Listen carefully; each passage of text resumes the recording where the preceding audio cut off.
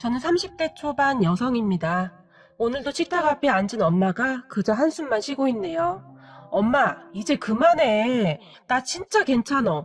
그게 엄마 잘못도 아니고 왜 자꾸 한숨을 쉬어? 제가 엄마에게 말을 했어요. 정말 미안하다. 이게 다 엄마 때문인 것 같아서.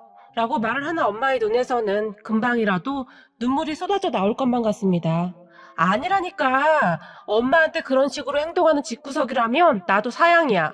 아니, 오히려 잘 됐네. 그런 정신 나간 집구석인지 잘 알게 돼서.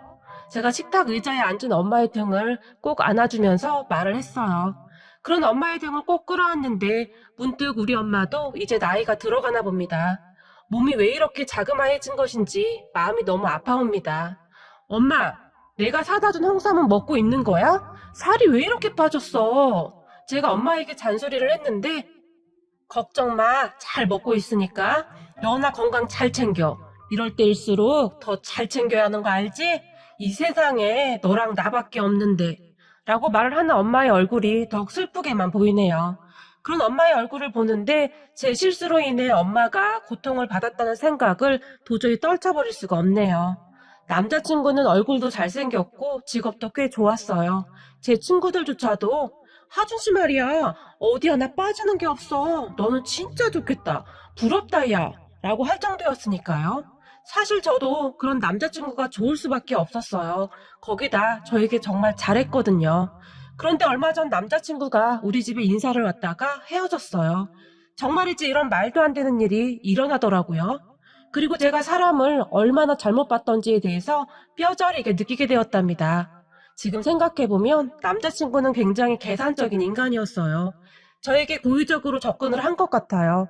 저는 남자친구를 직장 동료에게 소개를 받았어요. 소개를 해준 직장 동료 말로는 남자가 아주 괜찮다고 그랬어요.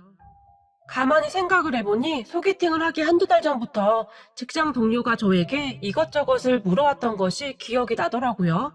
현재 살고 있는 집은 얼마짜리냐, 부모님은 어떻게 되냐, 뭐 그런 것을 은근슬쩍 물어왔던 것 같은데 그때 당시에는 남자친구 소개팅 때문에 물어본 것이라고는 꿈에도 생각을 하지 못했어요.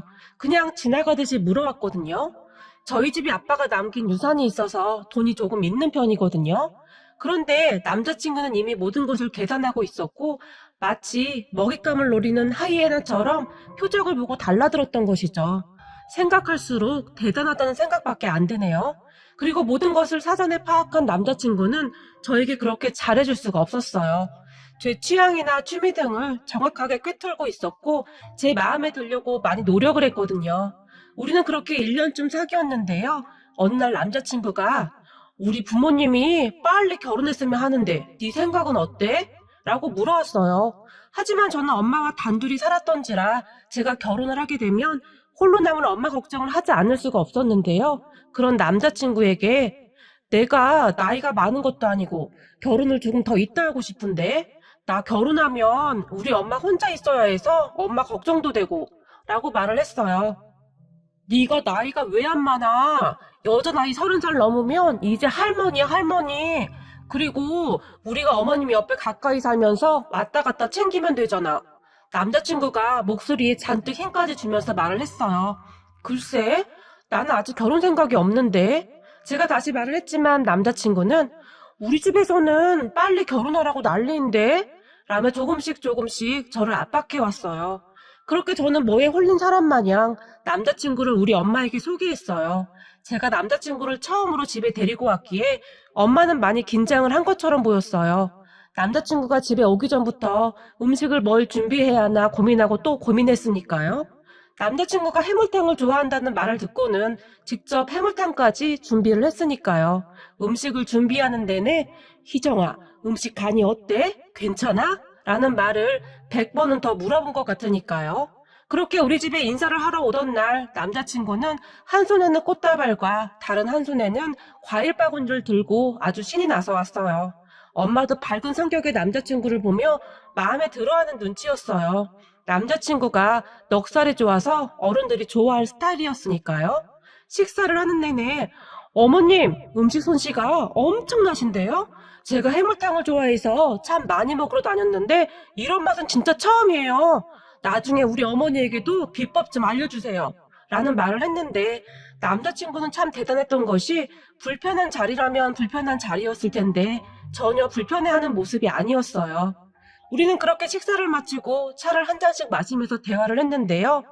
어머님, 혼자 희정이 키우시느라고 참 고생을 많이 하셨겠네요. 남자친구가 엄마에게 물었어요.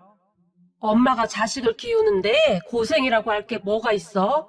자식 예쁘게 커가는 거 보면 그런 생각도 안 들지 뭐. 라며 엄마가 말을 했어요. 그런 엄마의 말에 남자친구가 고개를 끄덕였는데요. 잠시 후에 엄마와 저를 번갈아 가면서 바라보던 남자친구가 그런데 희정이는 돌아가신 아버님은 닮았나 봐요. 어머님하고는 안 닮은 것 같아요. 라고 물었어요. 남자친구의 물음에 차를 마시던 엄마가 잠시 멈칫했는데요. 저를 보며 희정아, 아직 말 안 한 거니? 라고 물었어요. 뭘? 제가 엄마에게 다시 물었어요. 그런 엄마와 저를 바라보던 남자친구의 표정이 심상치가 않았는데요.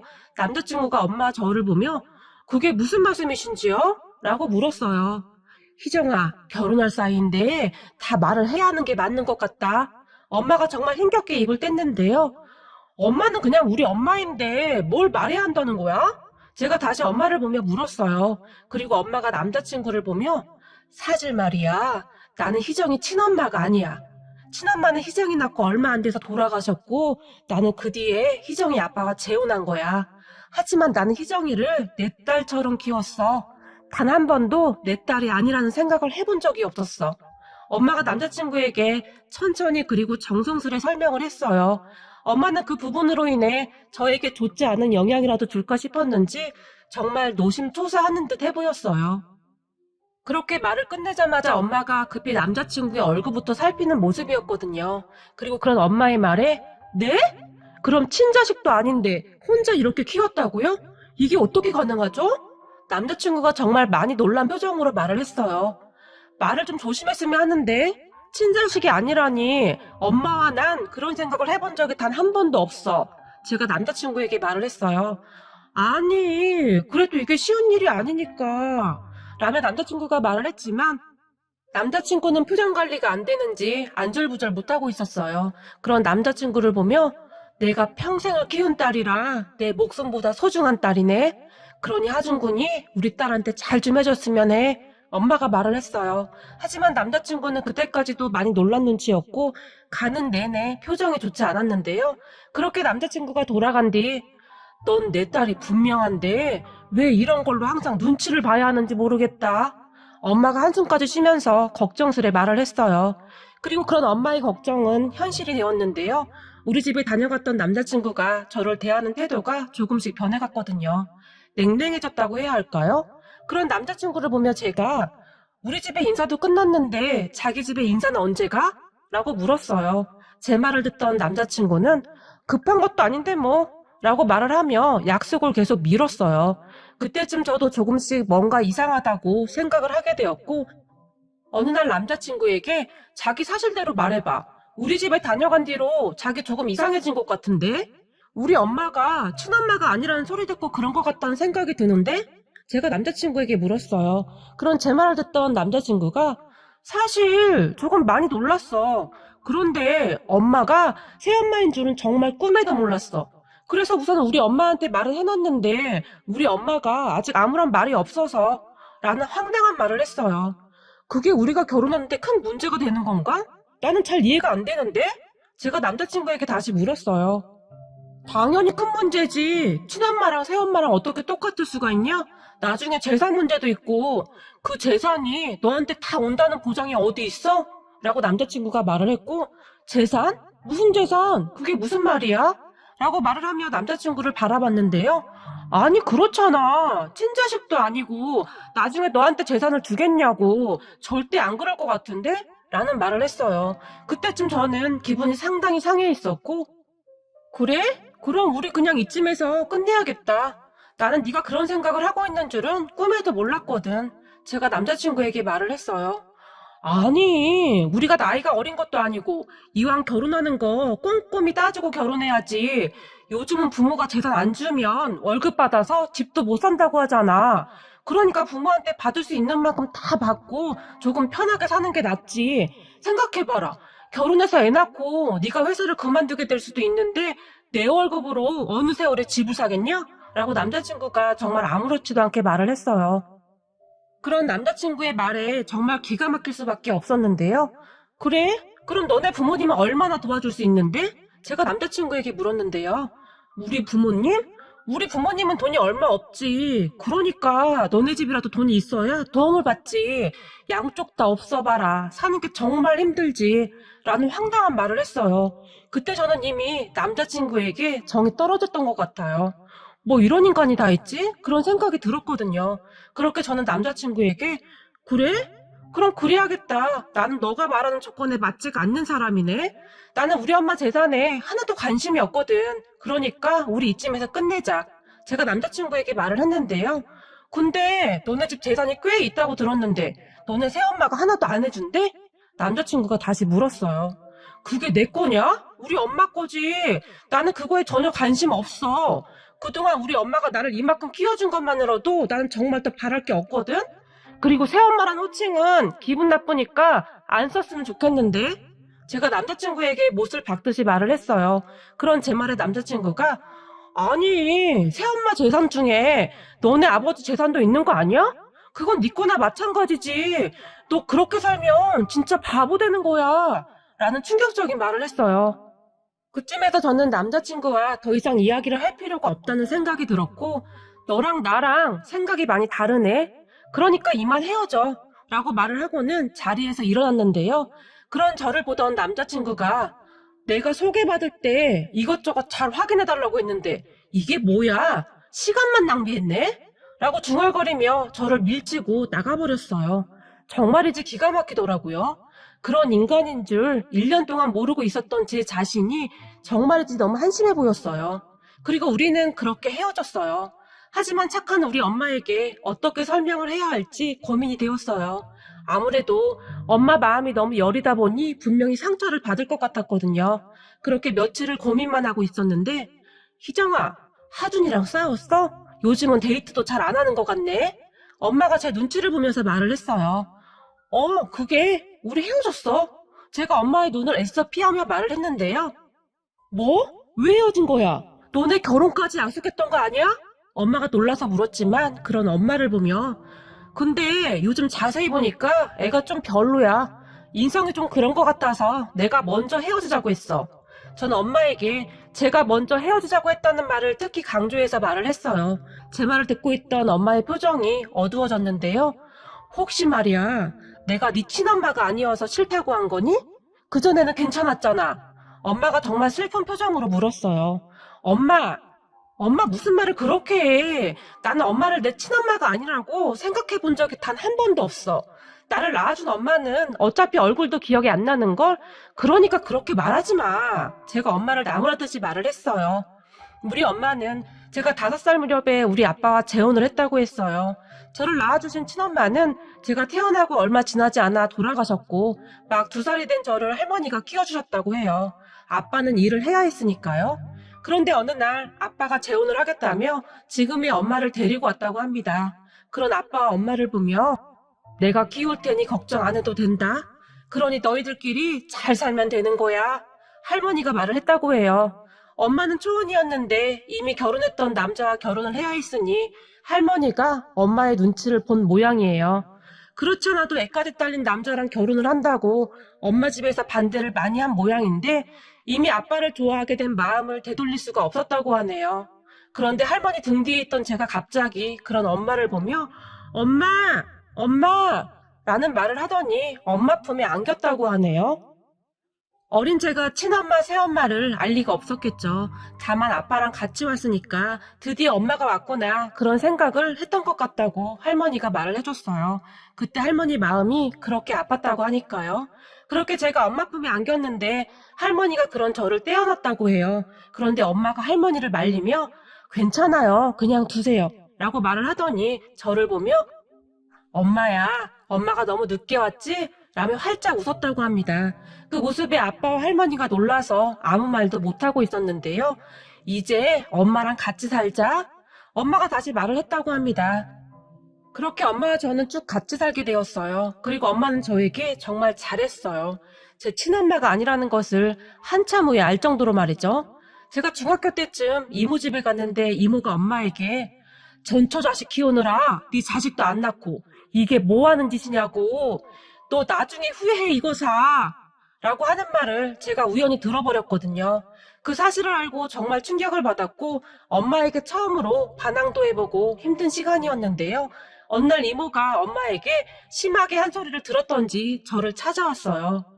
그때 이모가 말실수를 해서 네 엄마가 아주 화가 많이 나 있더구나.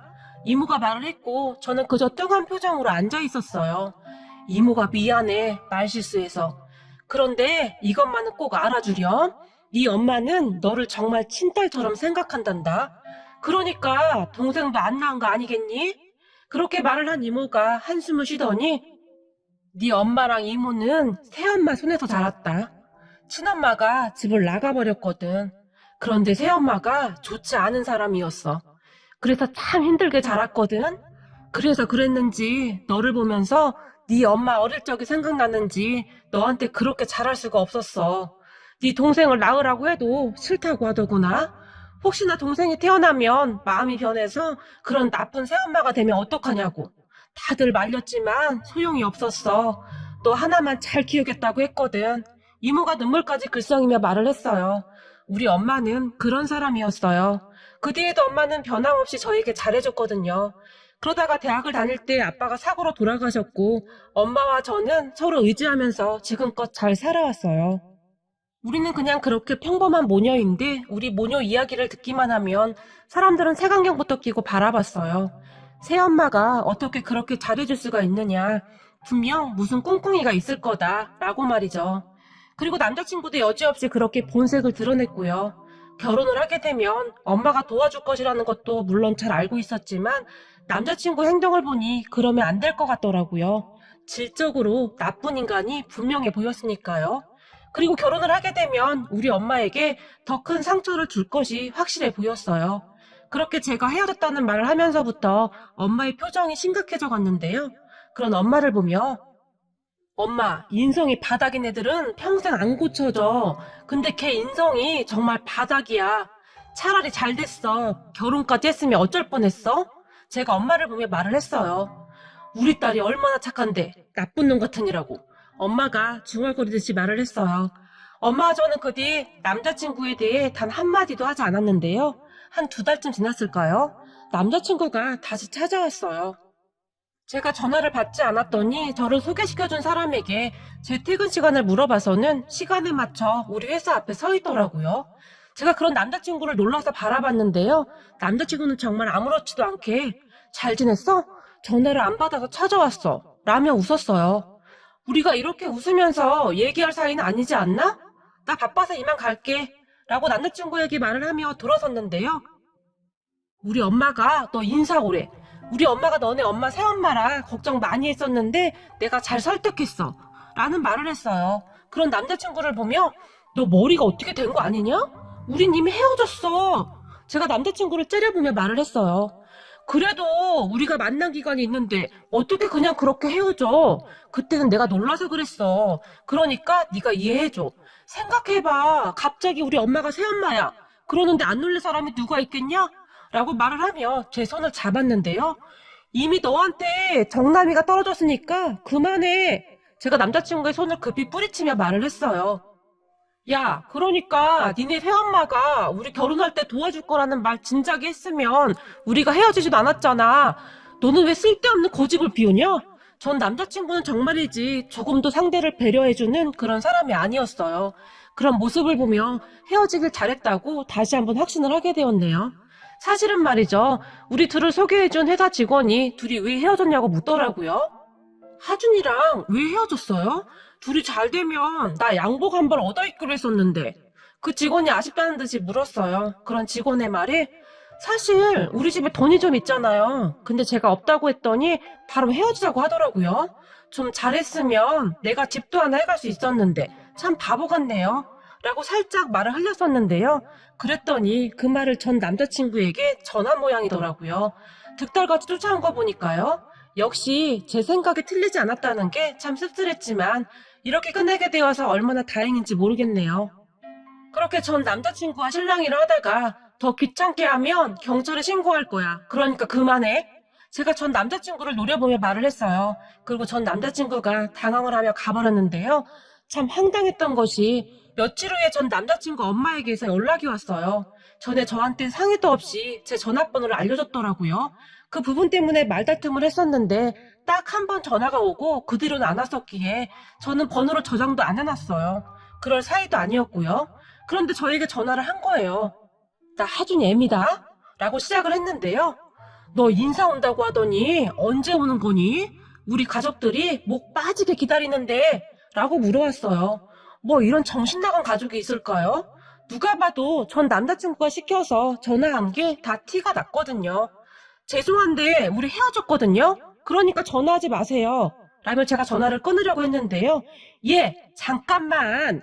그러니까 네 엄마 새엄마라고 빨리 말을 했으면 이런 일이 없었을 거 아니니? 사실 너도 사기치려다 걸린 거잖아. 그런데 왜 우리 아들만 나쁜 사람 취급하는 거니? 라고 물었어요. 그런 전 남자친구 엄마에게 엄마랑 아들이랑 아주 똑같네요. 며느리도 그 집안과 똑같은 사람으로 골라서 잘 사세요. 라고 말을 하며 전화를 뚝 끊어버렸어요.